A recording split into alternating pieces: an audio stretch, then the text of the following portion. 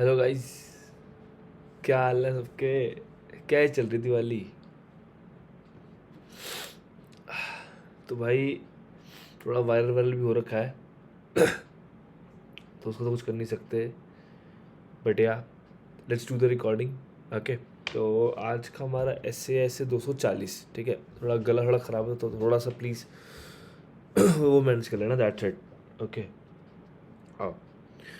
तो सबसे पहला मेरा ऐसे आता है ऐसे 240। ऐसे 240 है किस चीज़ के ऊपर भाई? ऐसे 240 कहता है कि भाई अगर फाइनेंशियल स्टेटमेंट के ऑडिट में कोई फ्रॉड है तो उस फ्रॉड के रिगार्डिंग ऑडिटर की क्या रिस्पॉन्सिबिलिटी है। बेसिकली कोई फ्रॉड है या फ्रॉड हो सकता है, राइट? तो उसके रिस्पेक्ट में ऑडिटर की रिस्पॉन्सिबिलिटी क्या है। ओके, नाउ कम्स भाई फ्रॉड है क्या चीज़, राइट?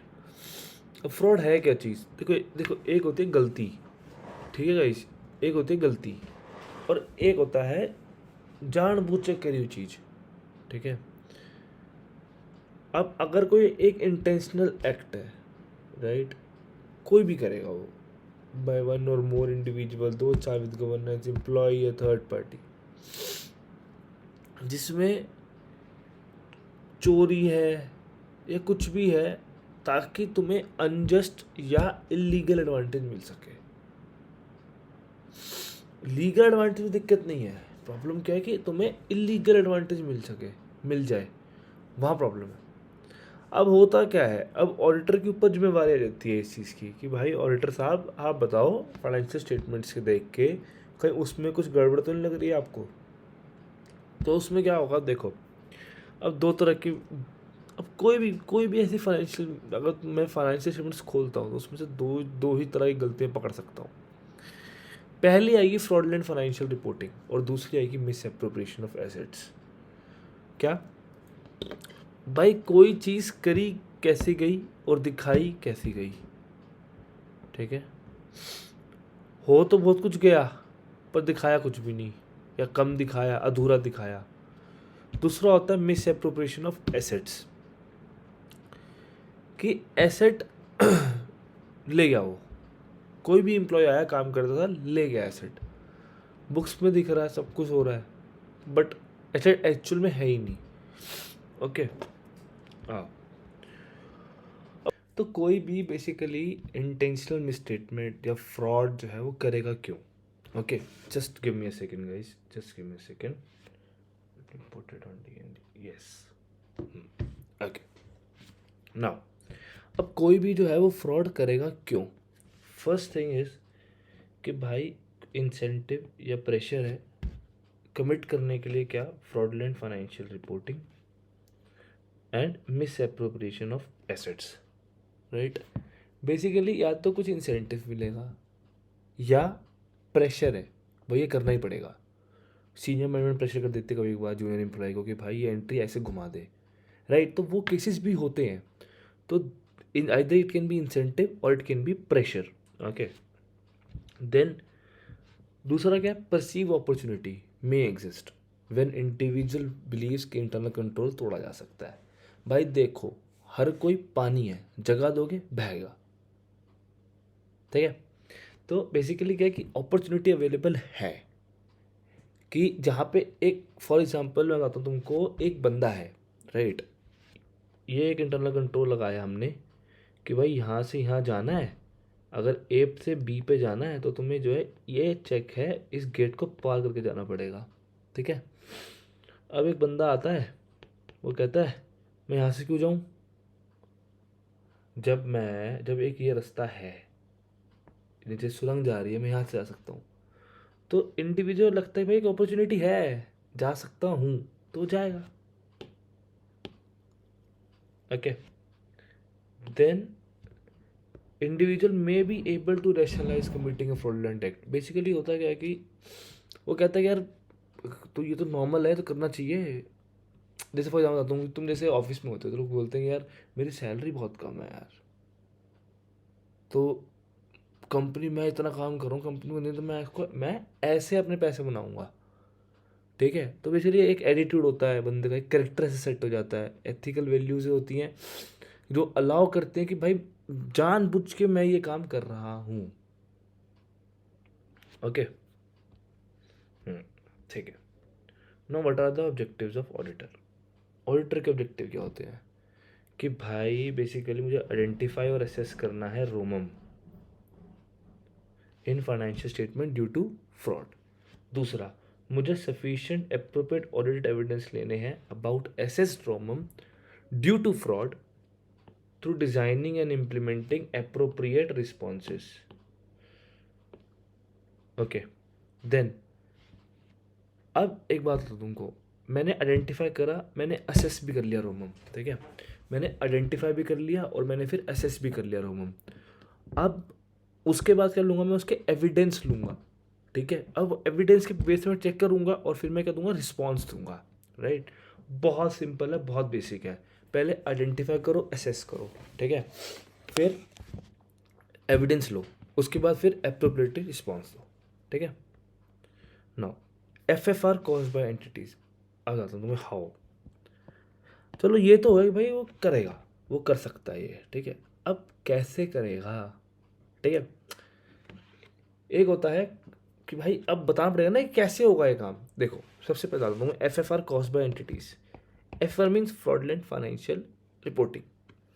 ये कैसे होगी, मैनिपुलेशन, फॉल्सिफिकेशन और ऑल्टरेशन ऑफ अकाउंटिंग रिकॉर्ड्स और supporting documents for which financial statements are prepared. मतलब मैनिपुलेशन कर दी या फॉल्सिफिकेशन कर दिया, ऑल्टरेशन कर दी मैंने किसकी, अकाउंटिंग रिकॉर्ड्स की। दूसरा इज मिस रिप्रेजेंटेशन इन और इंटेंशनल ओमिशन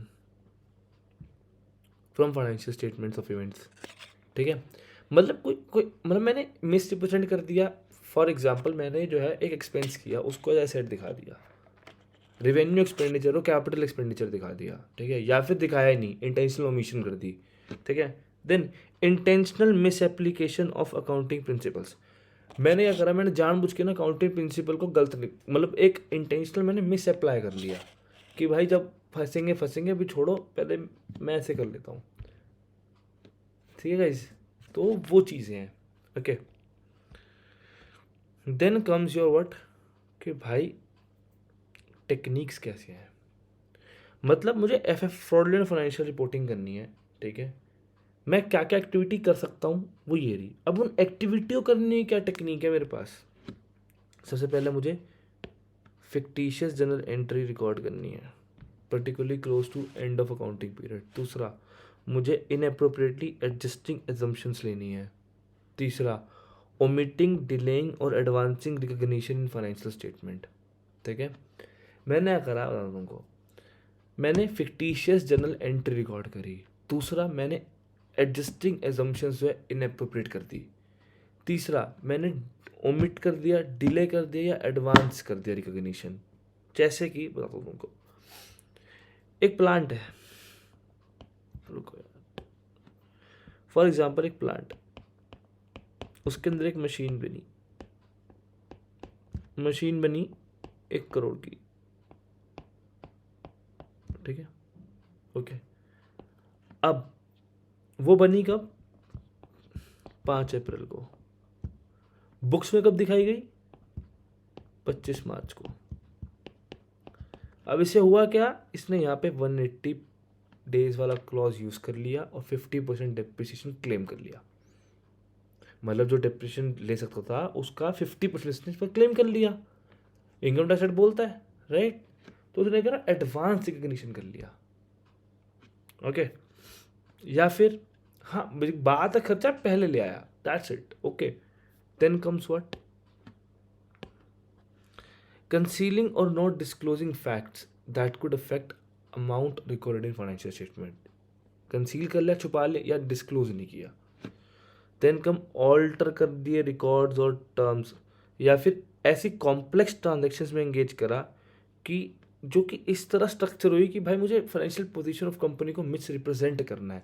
मतलब मैंने एक बता दूँ को, मैंने क्या करा, मैंने अपनी बुक्स तो स्ट्रॉन्ग दिखा दी बट वो एक्चुअल में स्ट्रॉन्ग है ही नहीं, ठीक है। तो मैंने ऐसी ट्रांजेक्शन घुमाई कि जिससे जो नॉर्मल स्टेक होल्डर्स है ना उनको लगेगा भाई कंपनी बहुत बढ़िया है, बट एक्चुअल में है ही नहीं कंपनी बढ़िया, okay. So these are the techniques, ठीक है ना। बेसिकली तुम बताता हूँ मैं, तुम सिर्फ एक फंडा रखो भाई, मुझे गलत काम करना है फाइनेंशियल स्टेटमेंट में, कैसे होगा? ऐसे होगा। क्या क्या गलत काम कर सकता है भाई financial financial fraud fraud financial reporting में? तो क्या गलत काम कर सकता है? ये कर सकता है। कैसे वो गलत काम होंगे? ऐसे होंगे, ठीक है। Now come miss appropriation of assets. अब भाई मिस एप्रोप्रिएशन ऑफ एसेट्स कैसे होगा? एम्बेजलिंग रिसीट्स, पैसा आया यहाँ ना लेके इस खाते में ले लिया, वो उसका पर्सनल खाता, उसने यूज़ करे। मैंने फिजिकल एसेट स्टील करे, ये जो नॉर्मली क्या होता है छोटे छोटे एसेट्स में होता है कि भाई छोटी छोटी चीज़ें होती हैं जिसको गिनती भी नहीं लगता, जिसको कंट्रोल भी नहीं होता, और लेकिन उनकी वैल्यू होती है, ठीक है। तो क्या करता है, एम्प्लॉय आता है डेली 10 लेके चला गया, 15 लेके चला गया, बाहर बेची, पैसे अंदर, समझे? This is how it is done. Then come causing an entity to pay for goods and services not received. Basically क्या हुआ कि अब भाई मैंने फर्जी बिल दिखाया है मोटा माटी कि भाई मैंने सर्विस रिसीव नहीं करी, लेकिन मैंने एंटिटी से पे करा दिया कि ले पे कर। Then come using an entities asset for personal use. मैंने एंटिटी के नाम पे एसेट ले लिया, लेकिन मैं पर्सनल यूज़ कर रहा हूँ। फॉर एग्जांपल मैंने ऑर्गेनाइजेशन के नाम पे, कंपनी के नाम पे मैंने एसी लिया, पर वो घर पे चल रहा है उसके। अच्छा, अब सबसे बड़ी चीज़ भाई, प्राइमरी रिस्पॉन्सिबिलिटी किसकी है ये बता दो दोस्त? Charged with governance and management. Okay guys, now comes what? Now comes your responsibility of auditor. तो गाइस ऑडिटर की रिस्पॉन्सिबिलिटी क्या है? देखो, अब owing to inherent limitations of audit, अब देखो सुनो तो बताता हूँ। ऑडिटर के पास एक वो आता है कि भाई मैं तो ऑडिट कर रहा हूँ, इन्वेस्टिगेशन थोड़ी कर रहा हूँ, ठीक है। अब उस ऑडिट की क्या है? ऑडिट की इनहेरेंट लिमिटेशन है, कुछ ऐसे रिस्क हैं जो अनअवॉइडेबल हैं, कि जिसकी वजह से होता क्या है कि कुछ मटेरियल मिसस्टेटमेंट्स हैं फाइनेंशियल स्टेटमेंट की जो डिटेक्ट नहीं होती, इवन दो अगर मैंने ऑडिट प्रॉपरली प्लान भी करा, परफॉर्म भी करा, ठीक है। देखो तुम बताता हूँ, ऑडिटर को सिर्फ और सिर्फ इस चीज़ पर कॉन्फिडेंस लेना है कि भाई जो उसने ऑडिट करा है वो प्रॉपरली प्लान था और इफेक्टिवली परफॉर्म हुआ है, और सारे एसेस तूने कंसिडर करे हैं। उसके बाद ऑडिटर की कोई रिस्पॉन्सिबिलिटी नहीं है कि भाई अगर जो है ये लगा देने के बाद अगर कोई ऐसा रह जाता है, चीज़ रह जाती है जो ऑडिटर की नज़र में नहीं आती, लेकिन उसने अपना काम शिद्दत से करा, पूरा करा है, तो ऑडिटर की कोई रिस्पॉन्सिबिलिटी नहीं आती, बिकॉज उस ऑडिट की भी इनहेरेंट लिमिटेशंस हैं, ठीक है। टाइम भी है, कॉस्ट भी है, everything, right. Then comes what? Risk of not detecting misstatement from fraud is higher than risk of not detecting result from error. Error तो मिल जाते हैं कि भाई तूने ये गलती कर दी, लेकिन फ्रॉड नहीं मिलता, बिकॉज फ्रॉड क्या है? फ्रॉड इंटेंशनल मिस्टेक है, okay. Then comes what? When obtaining reasonable assurance, तो auditor is responsible for maintaining professional scepticism. भाई क्वेश्चनिंग माइंड रखना है कि भाई ऐसा क्यों किया, अच्छा ये किया तो अब क्या करोगे, अच्छा ऐसा हो गया तो इसका अब क्या होगा, ओके। मतलब हर हर मतलब जैसे ही मतलब जो स्पोक है वो बंदा एक स्टेप से दूसरे स्टेप पे गया, तो भाई ये क्यों किया तूने, ऐसा क्यों कर रहे हैं हम, किस लिए कर रहे हैं, और क्या क्या लगता है इसके अंदर, क्या डॉक्यूमेंट्स चाहिए, तो वो माइंडसेट चाहिए basically, okay. Through out the audit, considering the potential for management override of controls and recognizing the fact that audit procedures that are effective for detecting error may not be effective in detecting fraud। याद कराता हूँ, देखो,